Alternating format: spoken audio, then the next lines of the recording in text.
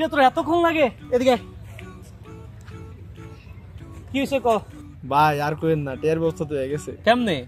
আমগালে একটা এনজিও আছে, ওটাতে 14% সুদে টাকা লোম। আস্তাগফিরুল্লাহ, তুই সুদে টাকা লবি?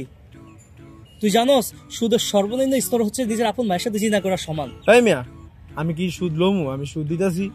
রাসূল সাল্লাল্লাহু আলাইহি ওয়াসাল্লাম বলছে যে সুদ নেয় এবং সুদ দেয় এবং সুদের সাথে যারা জড়িত থাকে তাদের সকলকে রাসূল সাল্লাল্লাহু আলাইহি ওয়াসাল্লাম অভিশাপ দিয়েছে। আরে কি কোন ভাই? হাইরি ভাই ভুলে গেছি তাহলে। শুন আপন, মন খারাপ করিস না। আল্লাহ দুনিয়াতে ধন দৌলত সবাইরই দেয়, কিন্তু যারা ভালোবাসে তার ঈমান দেয়।